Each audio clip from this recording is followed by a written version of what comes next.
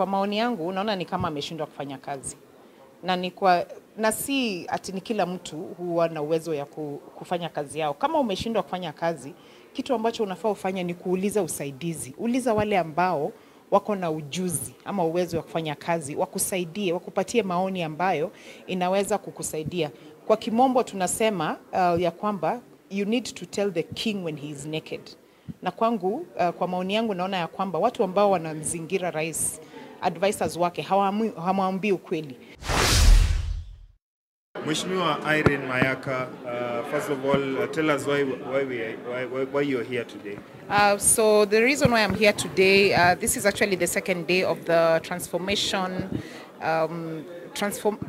a Nation Conference 2023 that was sponsored by the KAS organization from Germany. And we have been here talking about the situation of this country, the economic situation, the situation of the cost of living, and so many other different topics. And this for me was very interesting because it comes at the backdrop of the State of the Nation address, which we had yesterday by His Excellency, the President of the Republic of Kenya. And just combining the two, and what I want to say is because, number one, we have had a lot of engagement with different people from different sectors, both in government, private sector, and the economic sector, speaking to us and telling us about what is going on. But key of everything that has been said is that everyone is on the same page. They feel that we are, as a country, we are at a place that is actually just floating in space. We don't really know what's going on, which for me is very interesting because when you listen to the president's speech yesterday, he sounded like he's from another world. He was talking about things that he feels are going in the right direction, yet everybody else thinks that or things are not going in the right direction. For me, one of the things that really concerns me is that we are at a space where we cannot have our head of state talking about individual examples of things that are going well, and yet when you look at the bigger picture, things are not okay. Our country cannot be a country that uses overtaxing Kenyans as an example of how they want to grow the economy. Because the moment you overtax Kenyans, that means that you're already not considering their cost of living. You're not considering the fact that so many people have not had an increase in income. Today, in his address, my political party leader and the leader of Azimio has just told us that KRA has fallen short of its collection by 79 billion. So which means even within a period when we've had the finance bill going through, taxes have gone up. It means that the more you tax people, the less tax you're actually able to collect because people don't have the capability. Secondly, I would just like to say that the macroeconomic situation of this country is at a very desperate situation. We've had inflation rate going up in a span of a month. We've had the CBK base lending rate going up in a span of a month.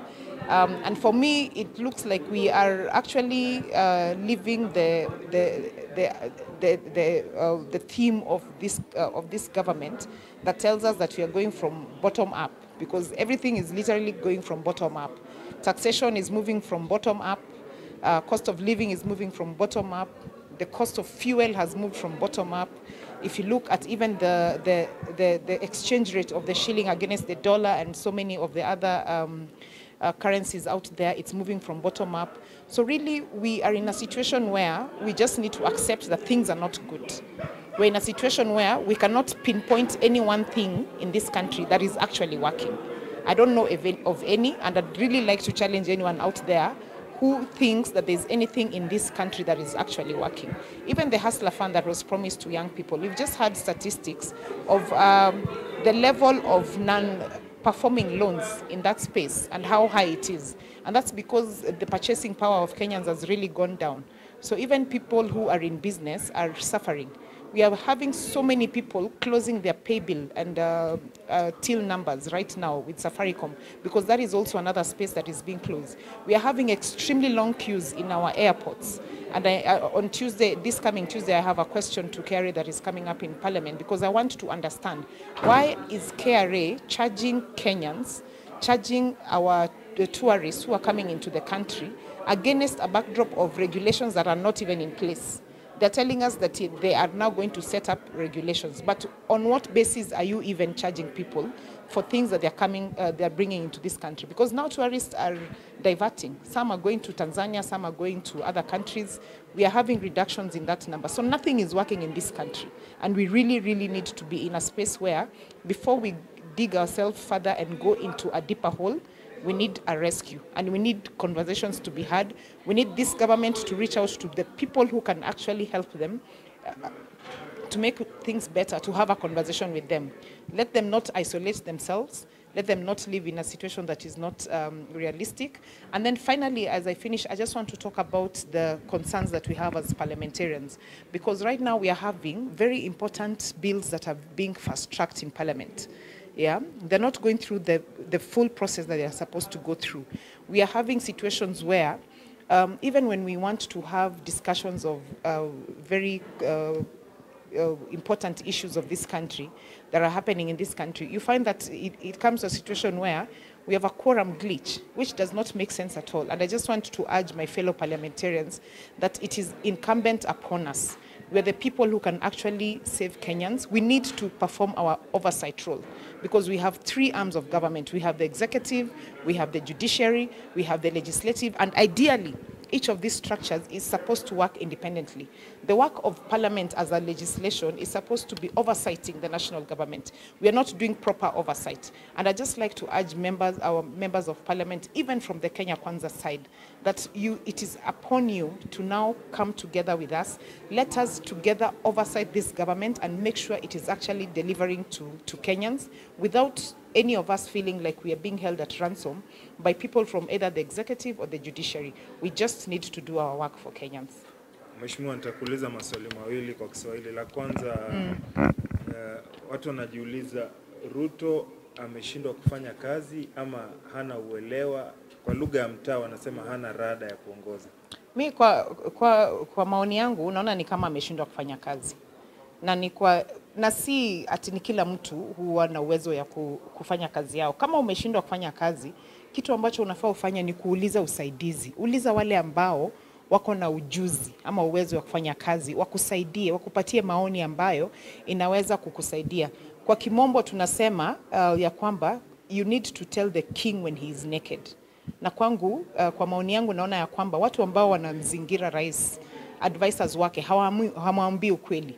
Na wale ambao wanajaribu kumwambia ukweli, kama mnavyojua mmoja advisor wake wa uchumi anayeitwa Ndi, pale Twitter unampata pale anaenda kusema mambo ambayo vitu ambavyo havifanye kazi kwa serikali. But swali ambalo unataka kumuuliza, umejaribu kukaa chini na rais wako umuongeleshe? Unless wanataka kutuambia wako katika ile situation ambayo rais hataki kusikiza mtu. But mimi nataka kuambia rais, unafaa usikize watu, unafaa utafute watu ambao watakupatia mawaidha ya kusaidia nchi. Kwa sababu pali tuko katika nchi yetu ya Kenya kwa sasa, ukiangalia hata shilingi yetu baina na shilingi la Tanzania ama shilingi la Uganda, pesa zao zimeanza kupata uwezo ambayo inakuja karibu na Wakenya. Ile gap ambayo tulikuwa nayo kitambo kati ya shilingi yetu na shilingi ya Tanzania na shilingi ya Uganda imepunguka. Ukiangalia shilingi yetu ikiambatana na pesa ya nchi kama Zambia kwa sasa imetushinda. Na Zambia ni nchi ambayo huwezi sema ya kwamba iko na umanufaa ya teknolojia ama umanufaa ya human resource kama ile ambayo tuko nayo Kenya. Kwa hivyo bwana rais, chapa kazi, kwa sababu kwa sasa hakuna kitu yote unafanya katika nchi hii. Vile vile la mwisho umeguzia kwamba bunge inashindwa kutekeleza majukumu yake na inakuwa nashawishiwa na the executive ama ofisi ya rais. Labda unaona suluhisho ni nini wewe kama mbunge? Ni nini suluhisho? Suluhisho ambalo naona ni kwamba wabunge wenzangu wanafaa wakumbuke ya kwamba watu ambao waliwaweka katika zile viti, watu ambao waliwapigia kura ni wananchi, sio rais. Kwa hivyo tunafaa sisi tunaserve wananchi. Kazi yetu haswa ni kuangalia na kutoa makosa ambapo tunaona executive ifanye kazi yake.